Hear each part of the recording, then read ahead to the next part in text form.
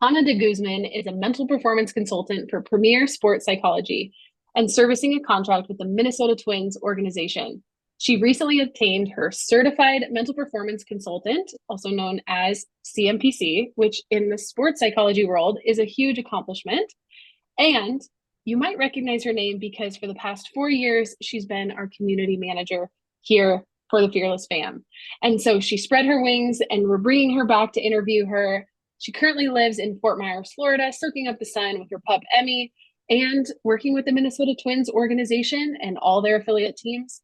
I'm so excited. I have her here live. This is going to be just an amazing conversation. And I can't even say welcome to the pod. I get to say, Hana, welcome back. Thanks, AB. So happy to be here. So grateful to be here. Thanks for bringing me back.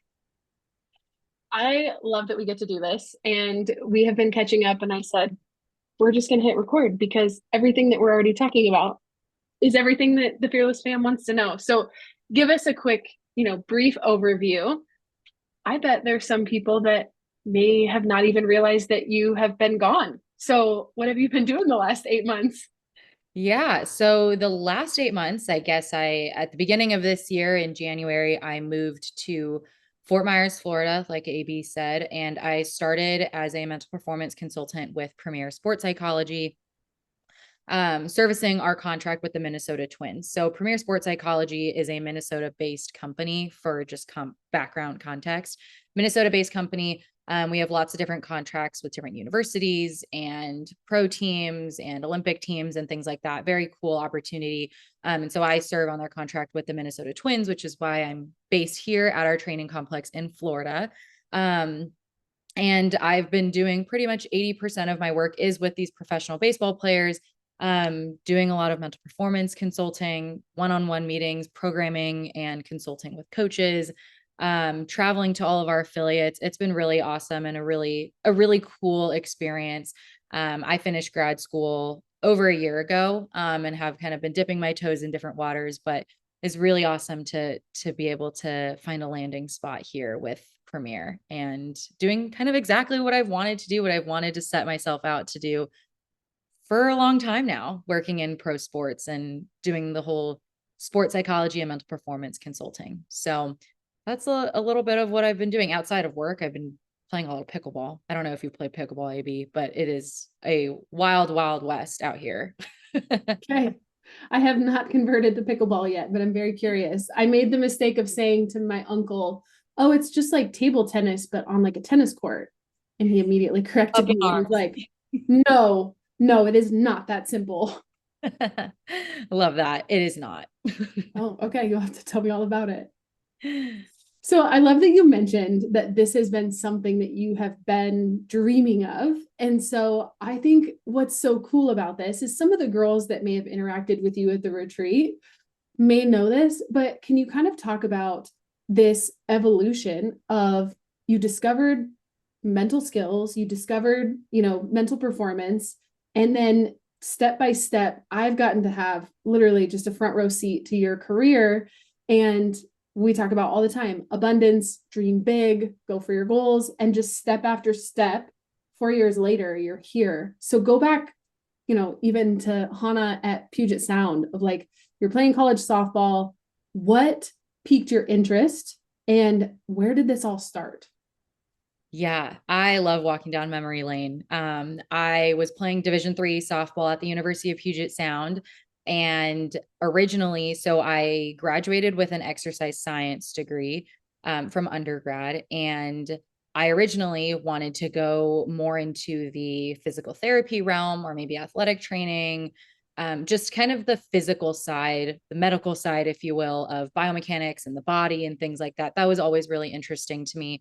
And then I was taking a psychology class and we spent maybe a week on sports psychology or several different conversations just talking about mental performance and sports psychology in the overall umbrella of psychology. And I had never heard about that. And that was pretty much my sophomore year. I think that seed was planted just in terms of looking into it myself. Sports psychology and mental skills sort of became a thing that I would use all of the time, pretty much religiously when it came to my own skill set and developing that myself as an athlete. I was utilizing a lot of mindfulness techniques, self-talk, confidence building strategies, goal setting strategies, anything under the sun that you can probably think of. I didn't realize that it was, a necessarily an occupation or a career. I was just, wow, this is really helping me with softball. And I felt a dramatic increase in my performance and just how I felt about my sport. I started kind of my senior year of college, started looking more into jobs and occupations and things that I would maybe be interested in doing. Sports psychology just kind of came into fruition of, wait, could I make a career out of what I've been doing myself for the past like couple of years, couple of seasons? Looked into graduate schools and took a leap of faith and really I just applied to graduate schools for sports psych and decided to Fly completely across the country. yeah, exactly that. And just kind of pivot my career path. And I guess from there, and I've always wanted to work in professional sports. I've always wanted to be surrounded by athletics and sports my entire life. And I got into Boston University's mental health counseling and sports psychology graduate program, flew across the country. It was insane just thinking about that from when I was younger, taking a leap of faith. And kind of the rest is history, I guess. After graduating, I did several internships. Then I moved to Arizona and I completed a 4-month internship with the Arizona Diamondbacks, where I was also a mental performance intern there. And then that brings us to the holidays of this past year, interviewing for different jobs, and essentially landed with Premier in the Minnesota Twins. So here I am. Abundance is key, and it feels like it's been a very linear process, but not linear by any means. Definitely not behind the scenes. No, not behind Yeah. the scenes for sure. Well, so I love that we're talking about this because, as you know, because you've been involved with our community, I think what has been so cool, even recently, since you've kind of had this experience to come back and to interview, what piece of advice would you give? And I'm finding that I'm hearing this answer a lot more. A lot of our girls that have now gone through our program or have experienced what you experienced of, oh, there's these work, right? There's a little bit of skepticism of like, what is mental performance? What are mental skills? How do I use them? To, oh, okay, this actually works and has benefited me. To now we've had warriors come back and say, oh my gosh, Coach AB, I want to do this. I want to learn more about this. And we've got girls that are going to college. What piece of advice would you give, not just to somebody who's dead set on following your career path, but somebody who's curious? What's your advice to them about this career? Oh, I mean, there's so many pieces of advice. I would probably say that my number one is essentially when you're doing your own research and things are exciting or things maybe feel scary. And actually, I want to speak more to that part, is when things feel scary.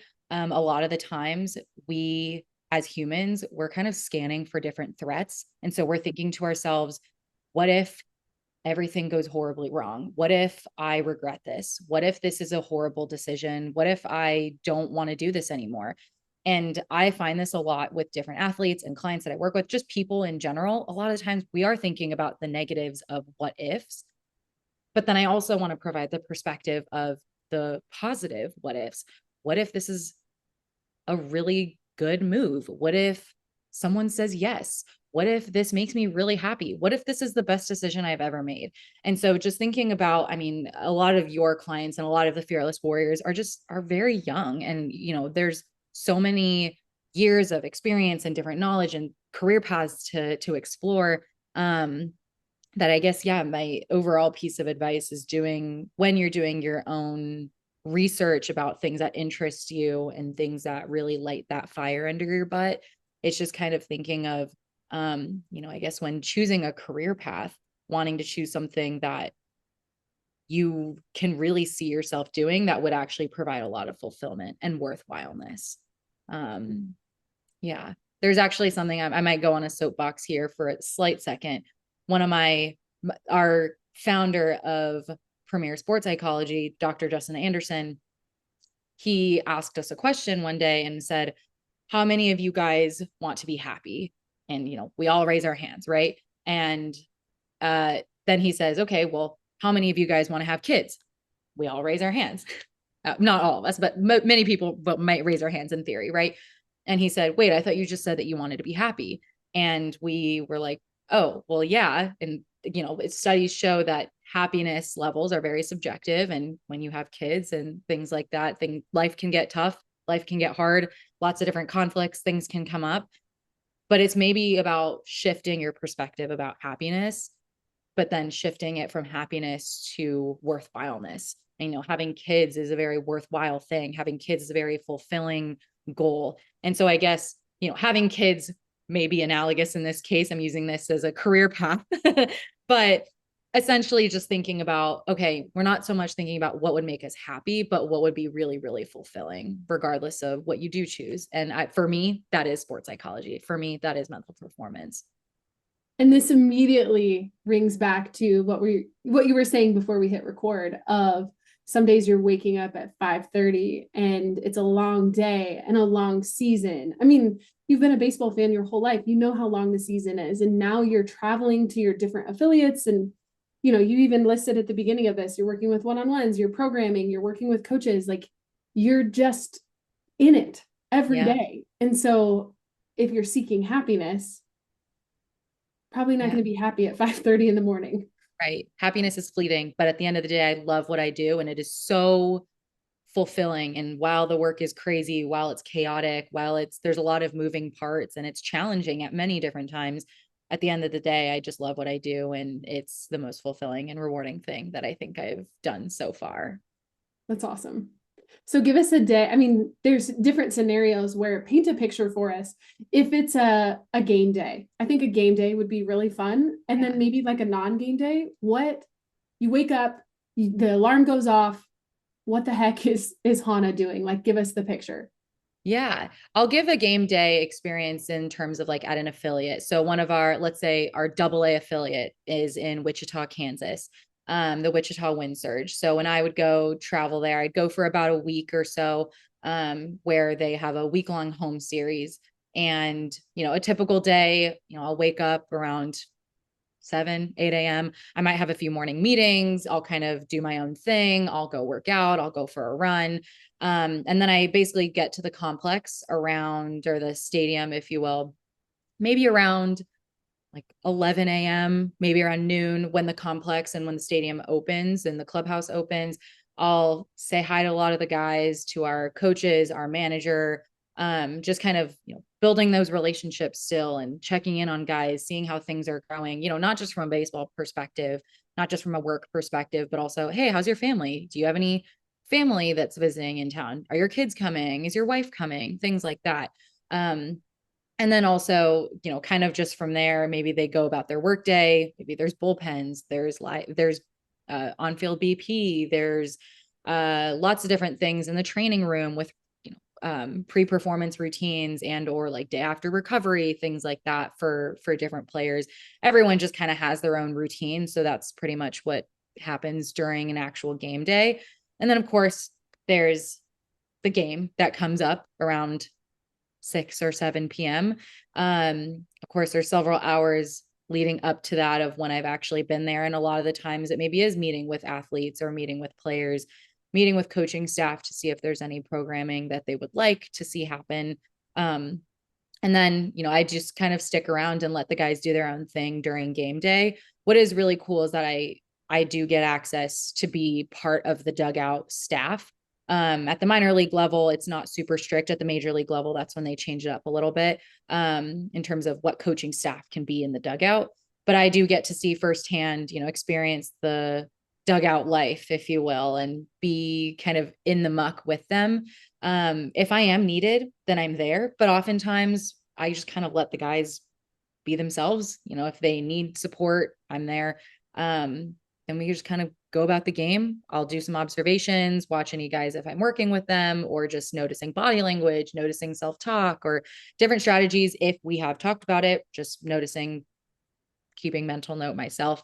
And then that time game's over. And then kind of everyone just disperses and it happens again the next day. So Sure. That is a very it's very variant when it comes to a game day. I would say a non-game day is sort of similar with just, again, the relationship building, I'm consulting a lot with different coaches. Maybe we're talking about certain players and how we can help increase or, optimize their development. Or maybe I am talking directly with players and we're talking about skills that we've discussed before, or just talking about mental skills in general, or we're just talking about life and what's impacting them. Because I see a lot of my clients and players more than just baseball and work. I think a lot of what I really appreciate doing with my job is humanizing the experience. And baseball season is a very long season. So knowing that it's not just baseball and it's not just work that's getting them through every single workday, it's also their lives and their hobbies and their passions and their families and things outside of it that I like to inquire about, because I know that impacts their performance as well. So I would say just overall, that's a really big part of it. So that relationship building and the connection, and just, of course, the nitty gritty with maybe one-on-one meetings or mindfulness sessions or programming that we're doing with the guys in certain curriculum. So it kind of just depends day to day. Every day looks significantly different, maybe some routines here and there, but that's the beauty of it. And it keeps me on my toes. Yeah, I think that's the appeal, is that it almost feels surreal in that, like, this is what we get to do. This is what I get to do. You've been a fan your whole life, and now you get to, like, work day. I wrote this down in quotes. You said work day. And I think what so many people fail to realize, and please know this is not a soapbox to my parents listening. I just want you to listen to this, of like, at the professional level, you said it more than once. It's a work day for these guys. Yeah. Like, baseball becomes their job. And so when we think about the pressure that we put on our athletes at the youth level to get recruited and get a scholarship, at the end of the day, it's not their job. And they have a life outside of sports, especially teenagers. But I also notice the conversations you have, if even at the professional level, you're still supporting them beyond their identity as an athlete. 100%. And if that's like, look at the transition between, okay, youth athletes, I think parents forget all the time of, hey, let's step back. She's just a teenager. She's, going to school. They've got prom, they've got homecoming. Like, they have a life outside of softball. But I think the pressure, and I would love for you to speak to this, I think once you get to the pros, there's this level, and I can speak to my client that's working through the system of, it's a very real factor now that it is your job. It's your salary. You're expected to perform. Can you speak to that? Like, what are those conversations like? Yeah. So I kind of am in a unique position. Like I said, I'm serving the contract with the Minnesota Twins, but I also have several different clients with Premier Sports Psychology, seeing them one-on-one. So yes, 80% of my work that I'm doing with the Minnesota Twins is obviously working with professional baseball players. The other 20% of my job in working with one-on-one clients through Premier are actually a lot of youth and or collegiate athletes one-on-one, where their sport is not their job yet. And seeing the difference, I mean, of course, I'm supporting the athlete beyond their identity in sport. And that's just a very point blank, simple thing, simple approach for me to take. At the end of the day, yes, with professional baseball and professional athletes, with it becoming their job, those conversations it is a very humbling and sobering experience working with them, just because their performance now becomes, or their, I guess, livelihoods become a direct outcome of their performance, if you will. However they're performing is what is going to bring the paychecks in, what is going to help provide for their families. A lot of the professional baseball community are Latin players. So a lot of these guys don't get to see their families. They are in a completely different country. Like, they're here from Venezuela, from the Dominican, from Cuba, from Mexico, and they're in the United States in American culture, and they don't get to see their families. They don't get to be home. It can be really difficult for them in that sense, where there's a lot of pressure being built around performing well so they can stay here and provide those opportunities and the financial responsibility for their families. So that's a whole other component of professional sports that of course I thought about going into it, but it uncovers, the sobering reality of professional sports. And it's not just sunshine, butterflies, and rainbows, especially in baseball, where the minor league system and working up this realm can be very difficult. It's a climb, right? Like they're not to where they want to go. And so how do you support them in that journey too of, okay, yes, this is your job, but also they're all trying to make it to the show. Right. Yeah. Just And levels of pressure and complexity. yeah. And getting up that ladder to the show, like I said, it could take a lot of work and several years for a single athlete coming from Cuba or the Dominican or Venezuela, or even the United States for that matter, getting Right. drafted, and for anyone, it's a really Right. big challenge. Well, and I think that picture is kind of painted if you look at the average of once you get drafted, on average, it takes an average player 3 to 5 years to finally make it to the major leagues.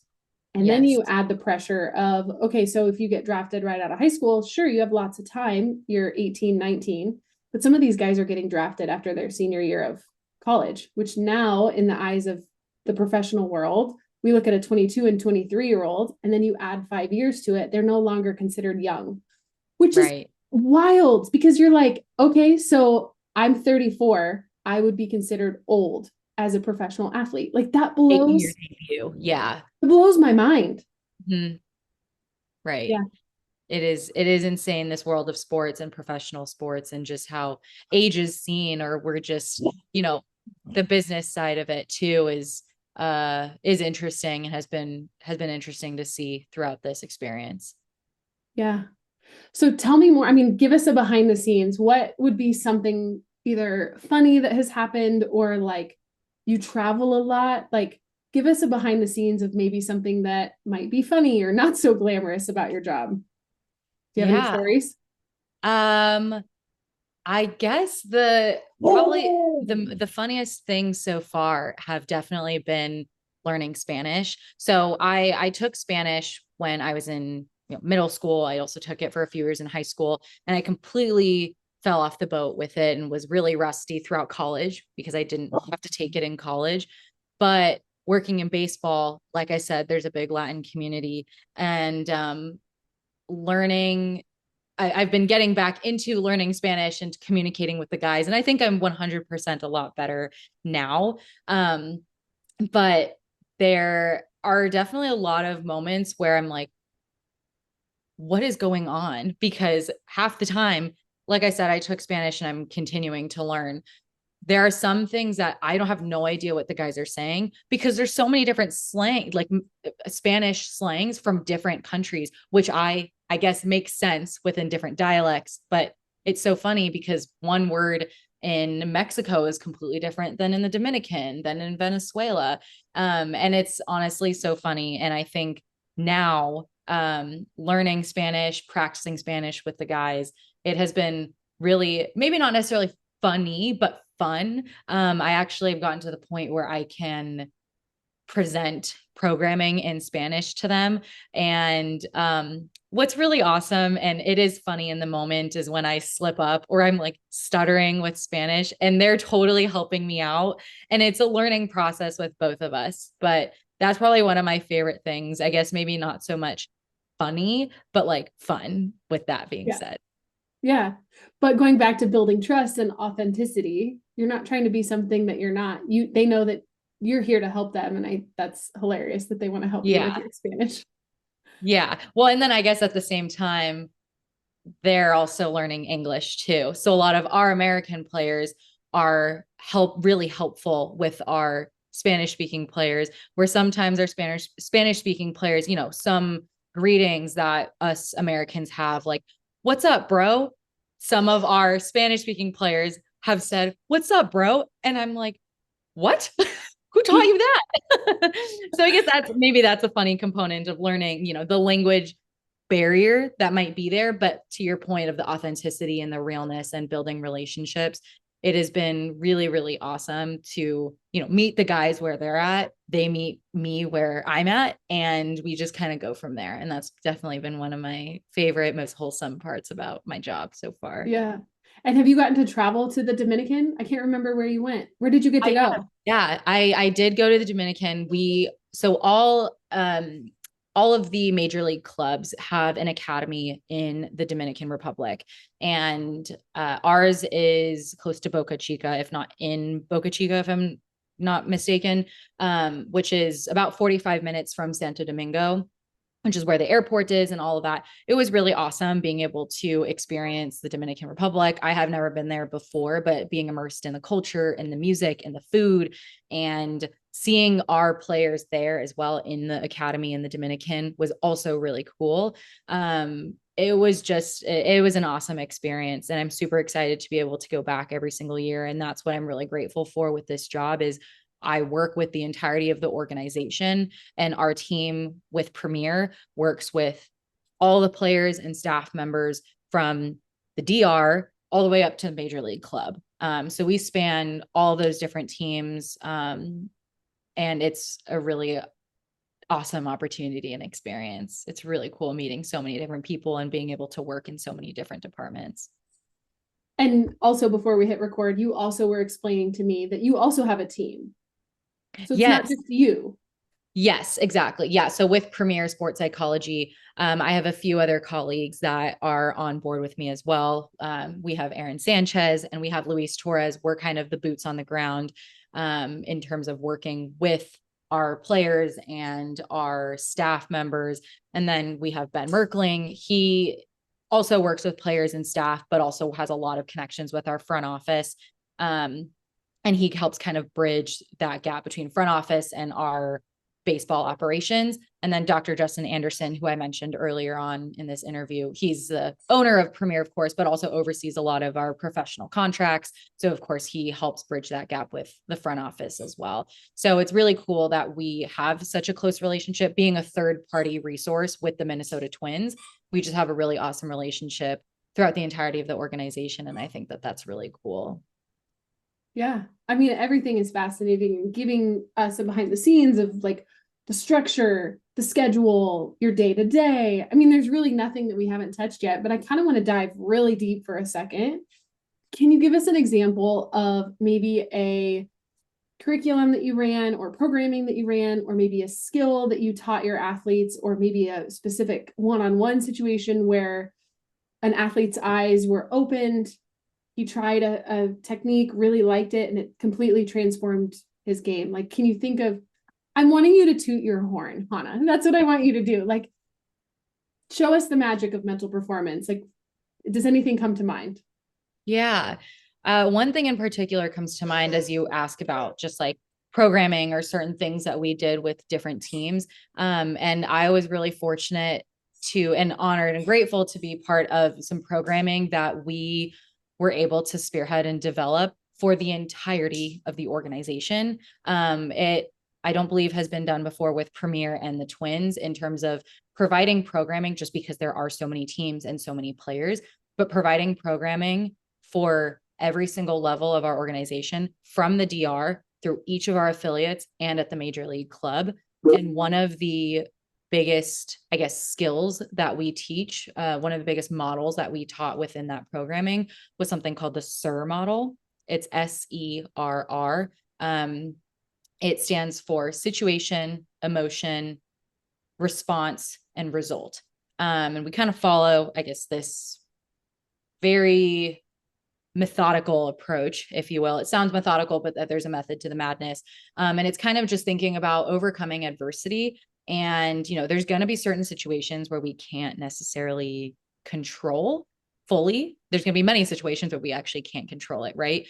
But the situation might lead to, let's say a situation is you strike out. The emotion might come up of disappointment or frustrated or angry or sad. Your response is what kind of determines the result, which is where that last part of the SERR model comes in. And we don't use result in a sense of, a home run versus a strikeout versus a walk. The result kind of comes into as, are we more confident going up to the plate during our next at bat? Or do I feel defeated and fearful going up to my next at bat? So, like I said, I'll kind of run through it again, but maybe the situation is a strikeout. The emotion is angry and frustrated. The response could be throwing my bat, throwing my glove, and isolating myself in the dugout. But what result would that give? Right? Versus maybe my response is I engage with more productive self-talk. I'm cheering on my teammates and picking them up, even when I feel like I didn't succeed in that at bat, and getting into the next inning and getting on defense and maybe making a good play. What would my result be going up to my next at bat? And it's not a guarantee of, okay, I'm going to hit a home run my next at bat, or I'm going to hit a single, but it's just thinking about what are our approaches. So I guess in, long story short, that SERR model, SERR, is really helpful when it comes to thinking about our approach and our response, and that the response of a certain situation and of an emotion that we can't control could really contribute to the result that is more optimal for what we want. Yeah, a higher probability of the outcome. Yeah, that's awesome. Can I address a personal elephant in the room? Yeah. As young women, you now have to hold we're adults, but grown men who are professional players. You now have to hold them accountable to your SERR model. And so let's say somebody is isolating in the dugout. Are you the one that now has to come up and say, like, yo, I'm your coach, I'm noticing that you're doing this? I mean, like, you essentially have to tell grown men, hey, we don't throw our bats, we don't isolate in the dugout. Like, have you had to encounter that where you have to now enforce? Yeah. So the thing is I'm a big advocate for autonomy. If an athlete is throwing out a bad word, or throwing their bat, or slumping their shoulders, or isolating themselves in the dugout, I actually noticed that. And it hasn't gotten to a point where I'm necessarily going to go up to them and try to enforce or correct their behavior.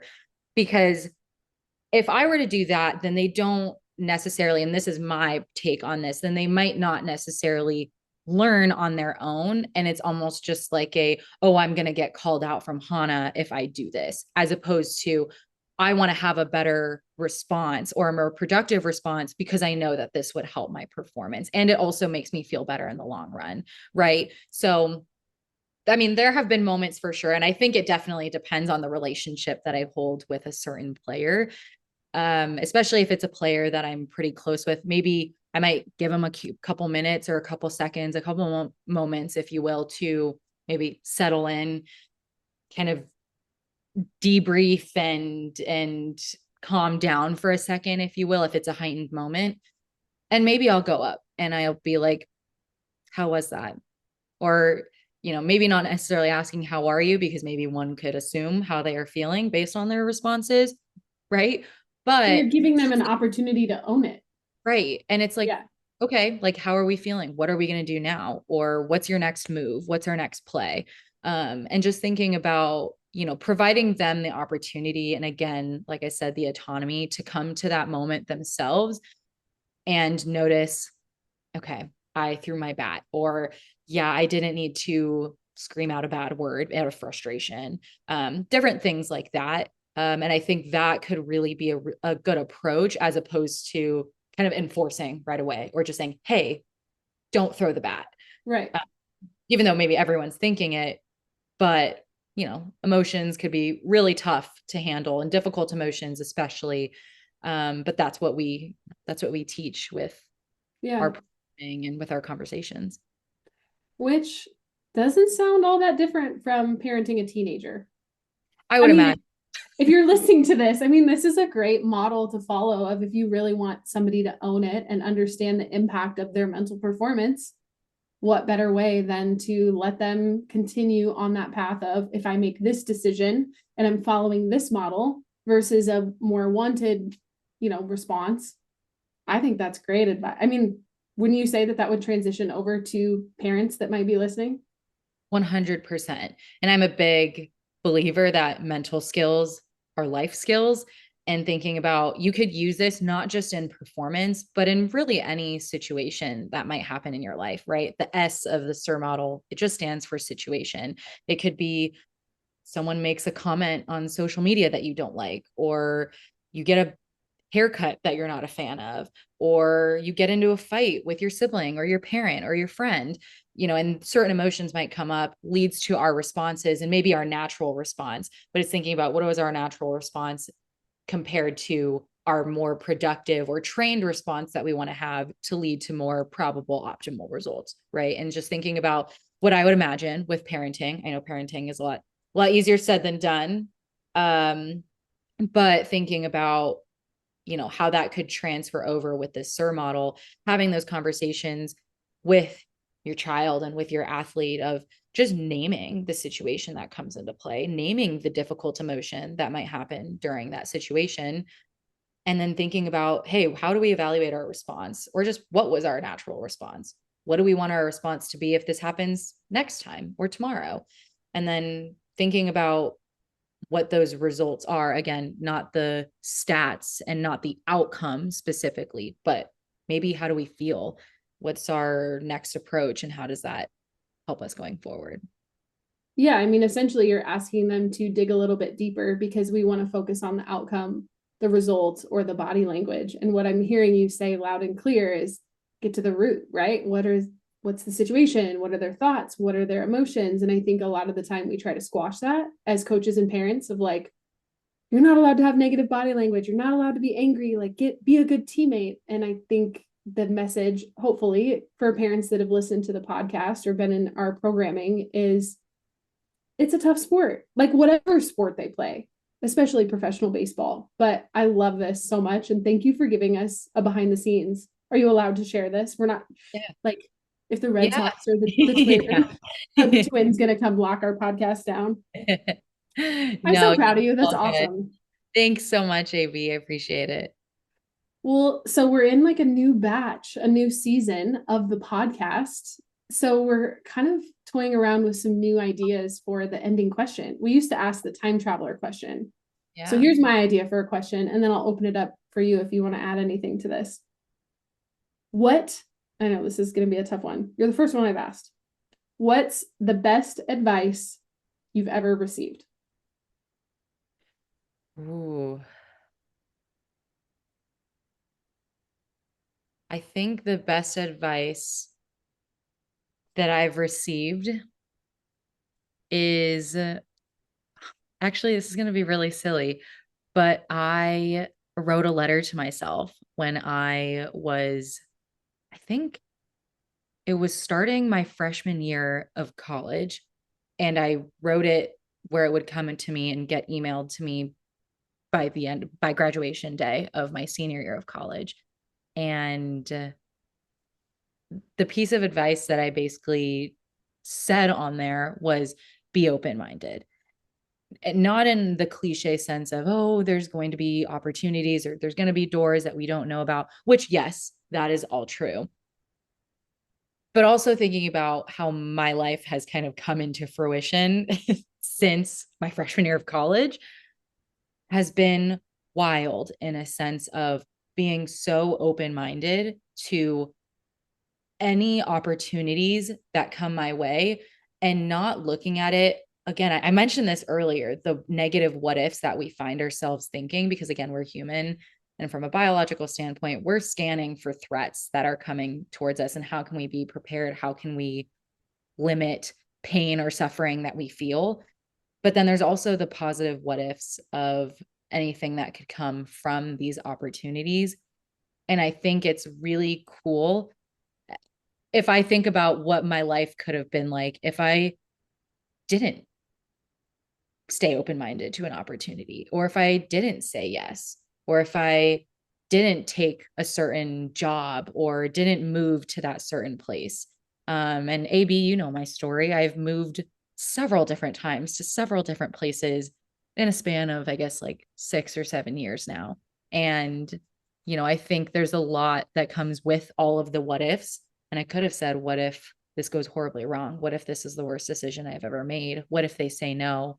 what if everyone makes fun of me?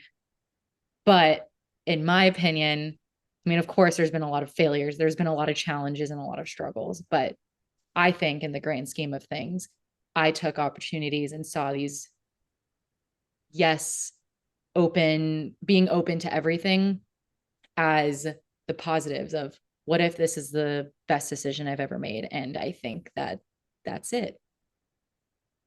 And that is a mic drop moment because you are living, breathing proof of the what ifs and they happened. Yes, Yeah. exactly. So awesome. Well, I can't wait to see you when I book my tickets for Florida. So I'll see you in Florida in a couple months. Yes. And all the things. What I know we asked this of guests, and I know you've been part of Team Fearless. Where are you most active on socials? Are you still posting to socials, and where can we follow you? I'm not really active in terms of mental performance and things like that on socials when it comes to like Instagram. Definitely use that more. Instagram and Facebook are more private for friends and family. Um, this is going to be such an adult answer, but LinkedIn. Okay, let's go. LinkedIn is my place Yeah. for mental performance and connecting with folks and things like that. Now, if people are so interested in learning about my life and what I'm doing, I'd be more than happy to connect on social media. It's just my first and last name. But or Premier Psychology. yeah, but It'd if be a you're great interested in Premier Sports Psychology and on LinkedIn, I have many different, like, I guess, websites and links that I can send you that you could hyperlink to. But yeah, it's amazing. been a fun ride so far. And it's just beginning. I think And that's it's the best part. just beginning. It's You just are beginning. so right. Well, congrats on your rookie year. Do you count the Arizona Diamondbacks as your rookie year, or do you count this as your rookie year? I definitely count this as my rookie year. Okay, well, Yeah. congrats on an amazing rookie year. You did it, girl. Yeah, I appreciate it. Yeah, season 1 almost under the belt, and I'm really excited for what season 2 is going to hold. Well, we'll have to keep bringing you back on the pod. I love it. See you soon then. Sounds good.